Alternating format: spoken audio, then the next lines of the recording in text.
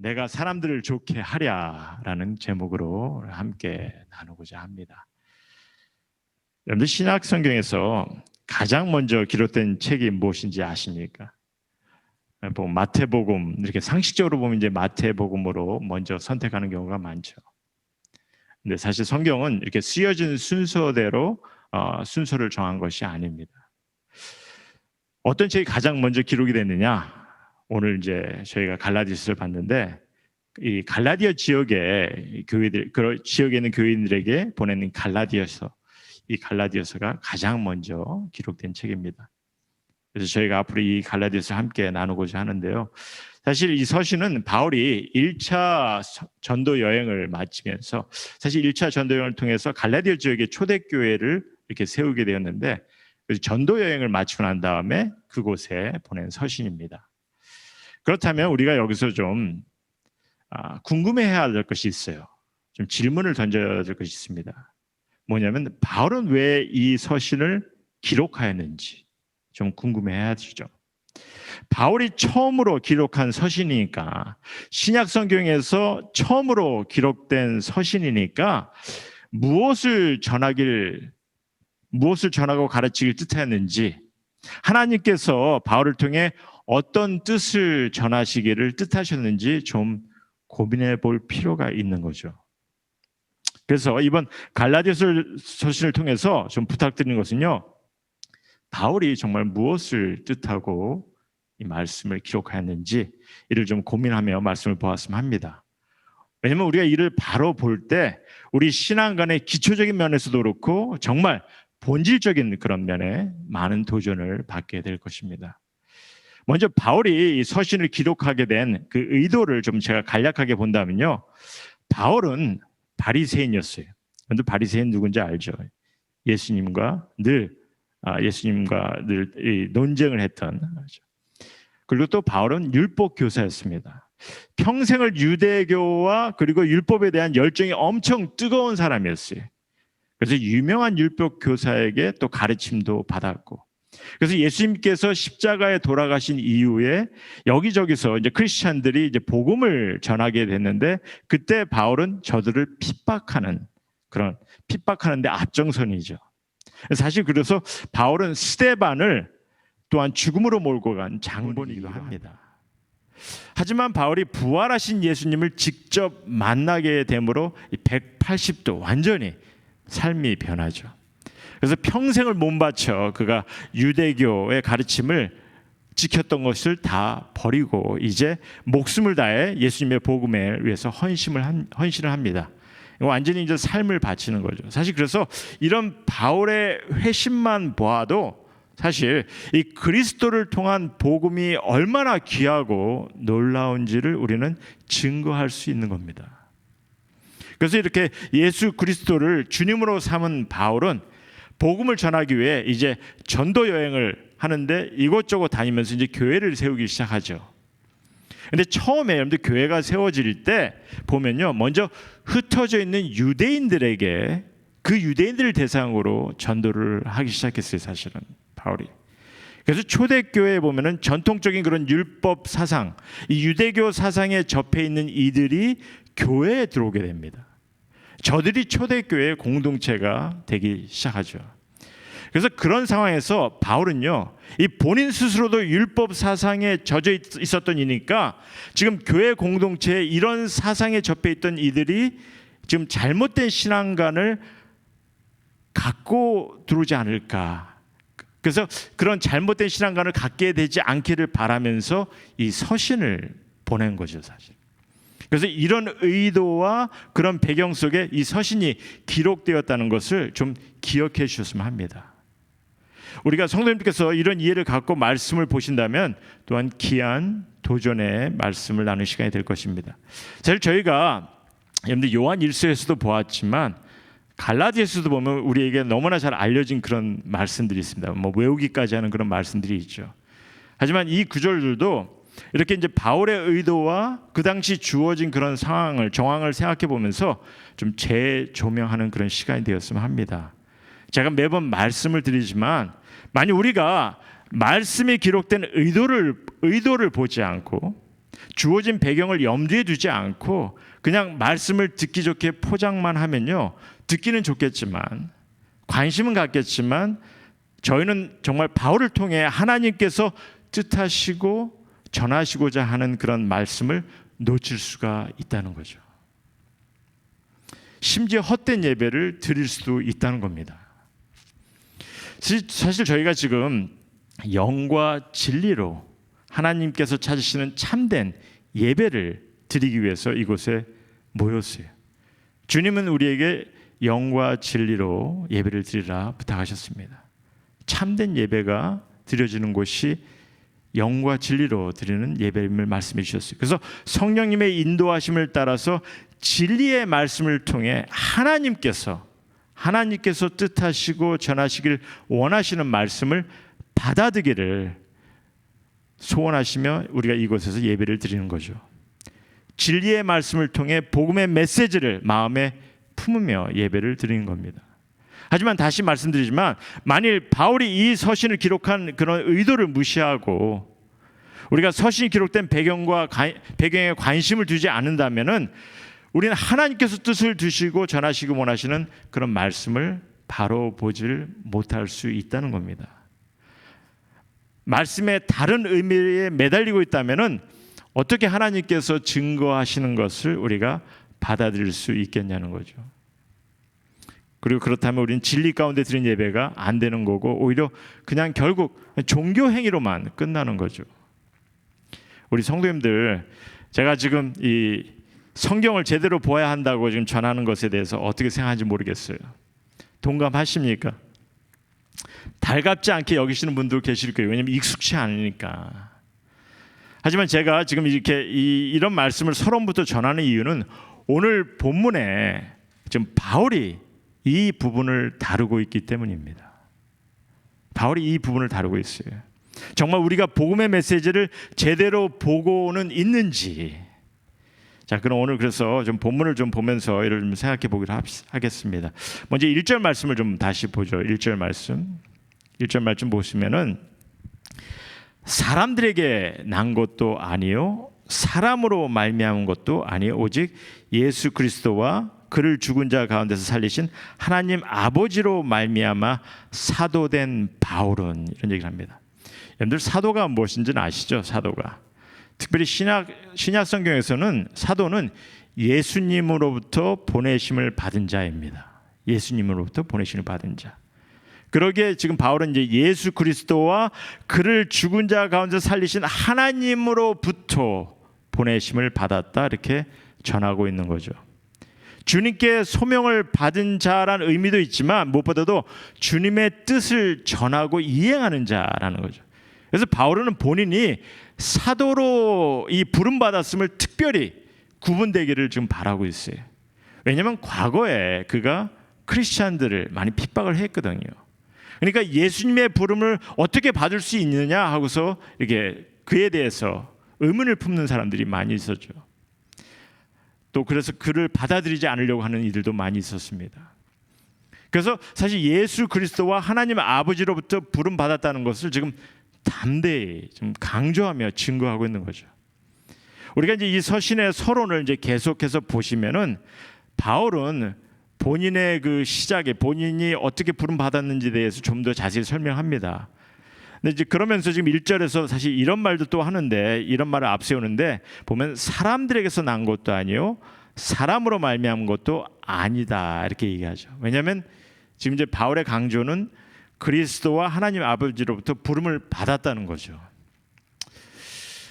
사실 지금 우리 가운데 보면요, 지금 현 시점에서 사역자들 가운데 보면 이게 확실히 구분하기가 쉽지가 않은 그런 상황이죠. 사실은 무슨 말이냐면은 우리가 이제 사람의 의지로 사역을 감당하는지 아니면 하나님의 소명을 정말 받았는지 이를 구분하기가, 이를 확고히 하기가 쉽지 않다는 겁니다. 사실 저도 이제 직장 생활을 하다가 이게 이제 사실 신학교에 가려고 이렇게 하는 그런 상황에서 처음에 많이 고민이 했어요. 정말 내가 소명을 받은 자인지. 하나님의 음성을 뭐 이렇게 막 듣고 뭐 그러지 않는 한 사실 참 이게 쉽지가 않거든요. 하나님의 음성을 들었다는 것도 사실 우리가 좀 그거는 성경적으로 우리가 볼 때 좀 의심해 볼 일도 있기도 하고요. 그래서 사실 이게 참 구분하기가 참 쉽지가 않다는 겁니다. 근데 지금 바울은 지금 부활하신 예수님을 만났다는 거예요. 실제 경험했기 때문에 이런 담대한 증언을 지금 하는 거죠. 그럼 우리 가운데 사실 사역자들이 정말 소명을 받은 올바른 사역자인지 이를 어떻게 판단할 수 있을까 하는 겁니다. 제가 여기서 무슨 뭐 누군가를 비판하고 저지하자는 그런 의미에서 말씀드린 게 아닙니다. 다만 요즘 보면은 이 이단의 가르침도 많은 시대이기 때문에 올바른 판단이 필요한 거죠. 그럼 어떻게 판단할 수 있는지 다른 것이 없죠. 다만 복음에 대한 확신입니다. 복음에 대한 확신이에요. 그래서 바울도 4절에 이런 고백을 하는 거죠. 우리 함께 보겠습니다. 4절 말씀 보시면 그리스도께서 하나님 곧 우리 아버지의 뜻을 따라 이 악한 세대에서 우리를 건지시려고 우리의 죄를 대속하기 위하여 자기 몸을 주셨으니 이렇게 얘기합니다. 이게 복음의 메시지입니다. 간단한 것 같지만 정말 놀라운 복음의 메시지죠. 여러분이나 제가 믿고 확신을 갖고 하나님께 나와야 하는 복음의 메시지입니다. 그래서 어떻게든 이 감격된 메시지를 붙들고 이를 전하기를 소망하는지, 이게 인생의 가장 가치 있는 것이라 여기는지, 이런 소명이 있는지 이에 대한 확신을 갖고 있냐는 거죠. 그랬을 때 사람으로 말미암은 것이 아니요 오직 예수 그리스도와 그를 죽음에서 살리신 하나님 아버지로부터 소명을 받았음을 고백할 수 있는 거죠. 이 복음에 대한 확신입니다. 그래서 뭐 김 목사님도 그렇고 우리 김 목사님도 그렇고 제 김 목사 저도 그렇고 이 복음의 확신 때문에 사실 여러분들에게 정말 사역자로서 말씀을 좀 복음을 전하는 그런 이 자리에 서게 된 거죠. 어쨌든 그런 우리 한마음교회 성도님들은 지금 이 바울이 증거하는 이 복음의 메시지를 믿으십니까? 우리 4절 다시 한번 좀 진지하게 봅시다. 그리스도께서 하나님 곧 우리 아버지의 뜻을 따라 이렇게 얘기합니다. 우리 아버지의 뜻을 따라 이 악한 세대에서 우리를 건지시려고, 우리를 구원하시려고 우리의 죄를 대속하기 위해 자기 몸을 주셨으니, 희생하셨으니 이를 믿는 자는 이제 구원을, 영생을 얻게 됨을 믿으시냐는 거죠. 그리고 또한 이것이 우리 신앙인들에게 더없이 귀하고 놀라운 그런 복음의 메시지입니다. 근데 이 복음의 메시지를 여러분들께서 우리 구원을 위한 유일한 복음의 메시지임을 믿으시냐는 거죠. 구원을 위해서, 영생을 위해서 이외에 다른 메시지는 없다고 믿으십니까? 어떻게 이게 믿어지시고 받아들여지시냐는 거죠. 아니면은 너무 심플하지 않느냐? 혹시 그렇게 생각하시는 않으시는지? 사실 심플하긴 하죠. 예수님께서 우리를 대신해서 십자가를 지신 것을 믿는 그 자체, 그것이 우리에게 구원을 받게 하는, 영생을 얻게 하는 길이라는 것을 믿는다는 거, 심플하긴 하죠. 이 심플하다는 것이 또한 어떻게 보면 너무나 놀랍고 귀한 것입니다. 여러분들, 하나님께서 예수 그리스도를 통해 우리 가운데 구원을 이루신 것은요, 내용 자체는 사실 너무 심플해요. 하지만 예수님께서 경험하신 것은 가볍게 볼 수는 없는 거죠.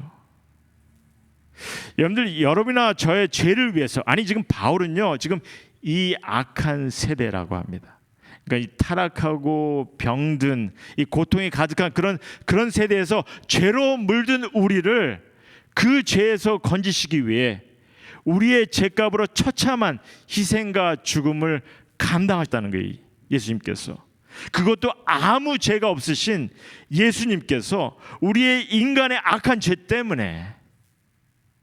그러니 그 희생은 결코 가볍게 볼 수가 없는 거죠.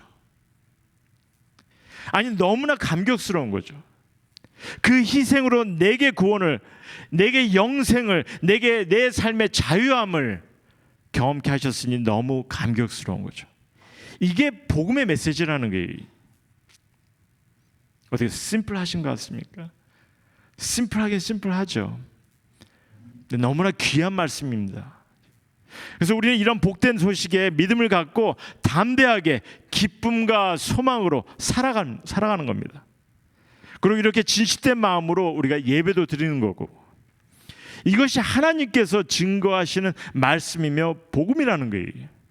근데 여기에 바울은요, 여기서 이제 문제를 제시하죠. 지금 6절에서 7절 말씀 한번 보겠습니다. 6절에서 7절 말씀. 그리스도의 은혜로 너희를 부르신 이를 이같이 속히 떠나 다른 복음을 따르는 것을 내가 이상히 여기노라. 지금 다른 복음을 언급합니다. 그리고 계속해서 보시면 7절에 다른 복음은 없나니 다만 어떤 사람들이 너희를 교란하여 그리스도의 복음을 변하게 하려 함이라. 여러분들, 바울은 지금 그리스도의 복음을 변하게, 이게 이제 트위스트 한다는 얘기거든요. 그리스도의 복음을 트위스트하게, 그러니까 변질시킨다는 겁니다. 그래서 이렇게 복음을 변하게 하려 한다는 게 무슨 의미겠습니까? 복음을 트위스트한다, 변질시킨다. 먼저 묻죠. 여러분은요, 이렇게 복음을 변질시키는 것이 다만 그 당시에만의 문제라고 생각하십니까? 지금은 이것이 별로 문제가 아니라고 생각하십니까? 지금 오늘 본문을 좀 함께 생각하시면서 좀 판단해 보시기 바랍니다. 일단 9절 말씀을 좀 보시면, 9절 말씀 보시면 우리가 전에 말하였거니와 내가 지금 다시 말하노니 만일 누구든지 너희가 받은 것 외에 다른 복음을 전하면 저주를 받을지어다, 이렇게 전합니다. 지금 저주를 받을 수 있다, 이렇게 얘기합니다. 그럼 다른 복음이 무엇인지, 좀 어떤 것이겠는지 생각해 봐야죠. 다른 복음. 일단 복음이란 뜻이 뭔지 아시죠? Good news. 좋은 소식, 복된 소식, 복음. 복음이란 단어가 그냥 이 기독교의 고유 명사로만 보시면 안 됩니다. 복음이란 단어는 복된 소식이에요. 그러니까 다른 복음 하면은 어떤 거였어요? 달리 듣기 좋은 소식이죠. 다른 복음은. 그래서 7절에 어떤 사람들이 너희를 교란하여, 그러니까 즉 다른 말로 하면요, 지금 자극적인 그런 말로 달리 듣기에 좋은 그런 소식을 전하고 있다는 거죠. 그리고 10절에 바울은 이런 말을 합니다. 10절에 이제 내가 사람들에게 좋게 하랴 하나님께 좋게 하랴 사람들에게 기쁨을 구하랴 내가 지금까지 사람들의 기쁨을 구하였다면 그리스도의 종이 아니라. 그러니까 다른 복음이라는 것이 이게 자극적인 말로 사람들에게 좋게 하는, 사람들이 혹할 수 있는, 심지어 기뻐 감동스러워하는 그런 달리 듣기 좋은 말이라는 거죠. 그렇다면 실질적으로 어떤 유형의 말들 같습니까? 사람들을 자극하고 혹하게 만드는, 이게 어떤 유형의 말들 같냐는 거죠. 우리가 이제 갈라디아서를 쭉 보면 좀 더 구체적인 것을 발견하게 되겠지만, 일단 제가 두 가지 유형을 좀 간단하게 나눠보겠습니다. 두 가지 유형을. 하나는 뭐냐면은 우리가 이제 4절에 복음에 대해 말씀이 주었다고 이렇게 봤는데, 정말 이게 본질적이고 중요한 가르침이거든요. 4절에. 근데 아까도 제가 얘기했지만 이게 너무 보면 간단한 것 같다는 거죠. 사람들이 생각하기에. 그러니까 복음만 받아들이는 것이 이게 신앙의 삶에 뭔가 좀 부족한 느낌을 들게 하는 게. 그리고 이런 복음 메시지에 최우선의 그 초점을 두질 않고 자꾸 다른 것을 이제 강조하려고 하는 거죠. 뭐 종교 행위를 강조한다든지, 율법적인 행위라든지, 어떤 뭐 수련, 어떤 수행, 어떤 수련 이런 것들을 더 강조한다든지. 그래서 내가 뭔가 행위적으로 이뤄야 하는 것, 좀 뭔가 좀 더해야 하는 것, 이런 그런 인상을 품게 하고, 그래서 그럴 때 스스로 만족해 하도록 이렇게 강조하는 거죠. 그리고 거기에 구원이 있다 하면서, 그러니까 한마디로 지금 복음의 초점을 달리하게 하는 겁니다. 이게 어떻게 보면요, 굉장히 이상적인 것 같이 볼 수가 있어요. 여러분들 신앙삶의 행위적인 것을 철저히 하는 것이거든요. 그래서 스스로가 많이 변한 것 같고 성장한 것 같은 그런 모습을 보게 하는 겁니다. 어떻게 보면 착각하게 하는 거죠. 왜냐하면 전에는 지키지 못하던 그런 종교 행위를 지금은 철저히 지키는 그런 모습을 보게 되면 어떻게 되죠? 스스로가 만족해하는 겁니다. 물론 대부분의 행위는 이게 철저한 종교 행위를 통해서죠. 하지만 저희가 이 서신을 통해서 더 자세한 설명을 얻겠지만 일단 이런 종교적인 행위에 이것이 열심 있는 것은요, 이게 올바른 성숙보다는 스스로의 만족과 교만을 갖게 하는 겁니다. 오히려 여러분들 복음의 메시지를 통한 성숙은요, 이게 제가 질문인데 제가 복음의 메시지를 통한 성숙은요 뭐겠습니까? 복음의 메시지를 통한 성숙이나 성장은 종교적 행위가 아니에요. 성령님의 인도하심 가운데 내적 영혼의 성숙이죠. 인격의 성숙입니다. 그게 복음의 메시지를 통한 성숙이에요. 아무튼 이렇게 겉으로 드러낼 수 있는 행위적인 것에 초점을 두게 합니다. 성경을 가지고. 이게 한 가지 유형이 될 수가 있고, 또 한 가지 유형은 뭐냐면 말씀을 통해서 하나님께서 증거하시기를 소원하시는 것, 예수님께서 소원하시는 것, 이런 것들을 전하고 받아들이는 것보다는 어떻게든 말씀을 포장해서 사람들의 귀에 듣기 좋게 하는 거죠. 하나님의 말씀을 가지고. 그래서 보면 늘 말씀을 들을 때, 이 말씀을 읽을 때 하나님의 뜻을 보게 하는 것보다는 하나님이 누구인지를 찾고 만나려고 하게 하는 것보다는 오히려 내 삶의 필요만 맞추려 하는, 인간 우리들의 삶의 필요만 맞추려는, 그래서 내게 힘이 되고 위로가 되고 뭐 도전이 되고 축복이 될 만한 그런 말씀에 관심을 갖게 하는 겁니다. 때로는 필요하기도 합니다. 하지만 말씀을 통해서 그것이 주어졌다면은 우리가 그 말씀을 받아야겠지만 일단은 말씀이 포장이 돼서 사람에게 맞추려고 할 때가 많다는 거죠.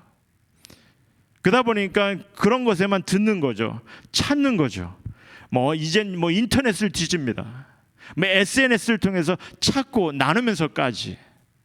그래서 이렇게 두 번째 유형은요, 사람들이 듣기 좋은 말, 만족을 채워주는 말, 이런 말에만 초점을 두고 그래서 사람들이 따라주는 것에만 관심을 갖는 그런 유형이죠. 제가 좀 두 가지 유형을 보았는데요. 그러니까 다른 복음이란 행위적인 것에 초점을 둔다든지 아니면 사람들의 필요로 하는 말로 말씀을 포장한다든지. 그리고 이외에 더 생각해 볼 수 있는 것이 있다면요, 어떤 이단적인 사상이나 관념도 생각해 볼 수 있다 할 수 있겠지만요, 아무튼 이렇게 다른 복음으로 신앙인들을 교란시키는 일이 일어날 수 있다는 거죠. 그러니 문제가 될 수 있는 것입니다. 바울은 사실 이것이 얼마나 시리어스한 문제일지 이를 또한 설명하는데, 먼저 8절을 보시면 그러나 우리나 혹은 하늘로부터 온 천사라도 우리가 너에게 전한 복음 외에 다른 복음을 전하면 저주를 받을지어다. 여러분은 어떻게 생각할지 모르겠지만 저는 이 구절이 절 두렵게 합니다. 매우 두렵게 해요. 지금 다른 복음을 전하는 자는 저주를, 파문을 받아도 마땅하다, 이런 말씀이거든요. 그건 심각한 말씀이죠, 사실. 특히 말씀을 전하는 사람에게 있어서는.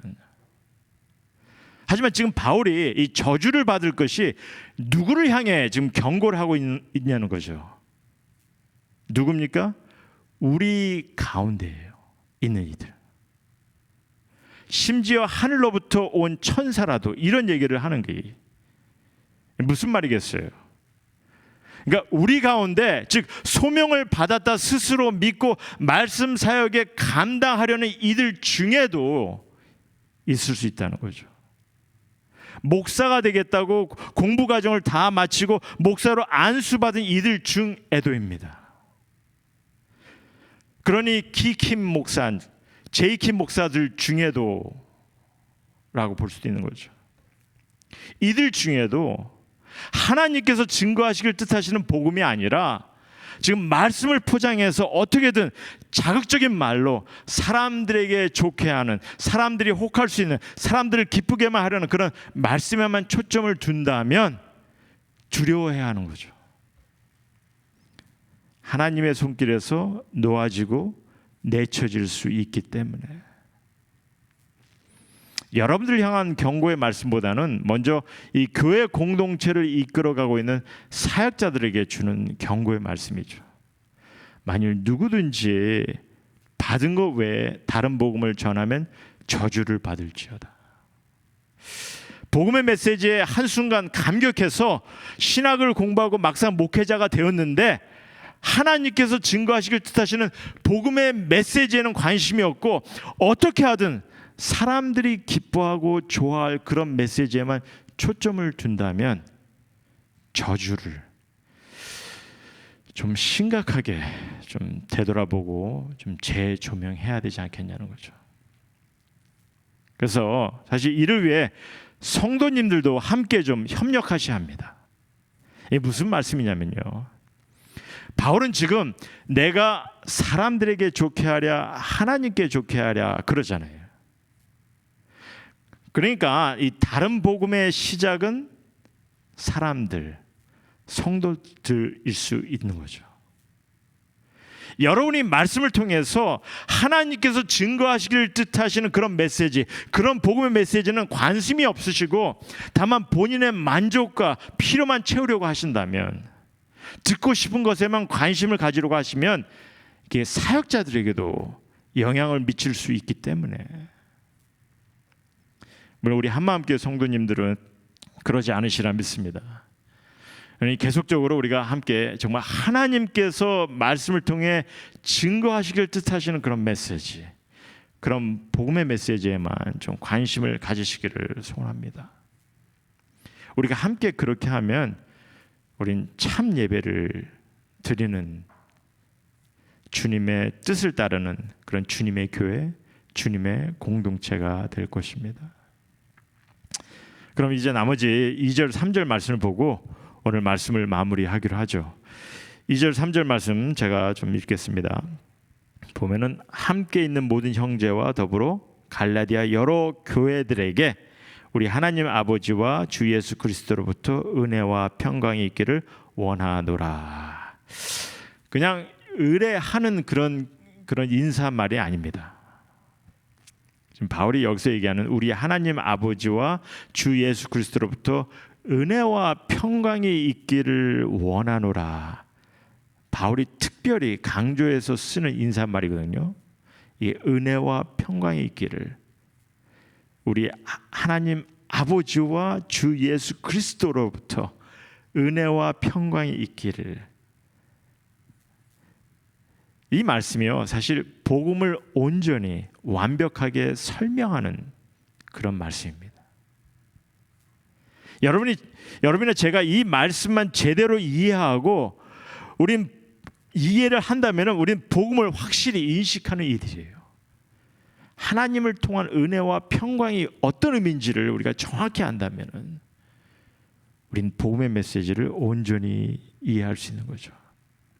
그래서 지금 바울은요, 갈라디아 여러 교회들에게, 갈라디아 지역에 이렇게 흩어져 있는 그런 주님의 여러 가족 공동체들에게 이 복음의 메시지가 늘 심어지고 기억되기를 소망하며 서신을 기록합니다. 그래서 늘 보면 이 복음의 메시지가 늘 중심이 되고 있다는 것을 좀 기억하셔야 됩니다. 그리고 또 이를 위해서 바울이 좀 뜻을 두는 것은요, 보면 지금 함께 있는 모든 형제와 더불어 갈라디아 여러 교회들에게 이렇게 전하는데요, 이 또한 주님의 교회의 본질이 무엇인지를 보여주는 그런 말씀이죠. 주님의 교회의 본질이 무엇이냐, 교회가 무엇이냐, 교회의 공동체가 뭐냐. 여러분들, 주님의 교회 공동체는요, 종교 행위에 초점이 된 공동체가 아닙니다. 전혀 아니에요. 저희가 계속해서 지금 성경을, 서신을, 바울 서신도 보고 또 요한일서, 베드로전서를 이렇게 봤는데 그 말씀 중에는 종교 행위를 강조하는 부분이 하나도 없어요. 주님의 가족 공동체는 종교 행위에 초점이 된 공동체가 아닙니다. 내 자신만의 발전과 변화, 내 자신만의 만족을 위한 그런 공동체도 아니에요. 여러분, 한 사람 한 사람 내가 정말 교회를 와서 정말 내가 어떻게 변하고 있는지, 어떻게 성숙하고 있는지 물론 필요하고 중요하겠지만 거기에 초점을 두지는 않고 있다는 거죠. 주님의 가족 공동체는요, 사실 심플한 그런 메시지지만 주님의 사랑 안에서 서로 관계를 세우고 서로 관심을 갖고 서로를 위해 기도하고, 그래서 그 안에서 함께 성숙해가는 그런 주님이 세운 가족이라는 거죠. 그러니까 바울도 이러한 관념 속에서, 이러한 염려 속에서 지금 그런 얘기를 하는 거죠. 함께 있는 모든 형제가 지금 갈라디아 지역에 흩어져 있는 여러 교회들을 위해서, 그 교회에 대해서 관심이 있기 때문에, 그 교회를 위해서 기도를 하고 있기 때문에 그 기도하는 가운데 정말 그들에게 필요한 메시지가 뭔지를, 복음의 메시지를 전하기 위해서 지금 이 서신을 지금 기록하고 있는 거죠. 이것이 우리에게 주는 하나님의 증거이시고 하나님의 메시지입니다. 그러니 이제 우리가 다른 복음이 아니라 정말 주님의 복된 소식에 늘 함께 시선을 돌리는, 그래서 정말 참된 예배, 주님이 소원하시는, 하나님께서 소원하시는, 하나님께서 찾으시는 참된 예배, 그리고 주님이 소원하는 교회, 주님의 가족 공동체를 함께 세우고 이를 경험할 수 있는 그런 성도님 모두가 되기를 주님의 이름으로 소원합니다. 같이 이 시간에 기도하시겠습니다.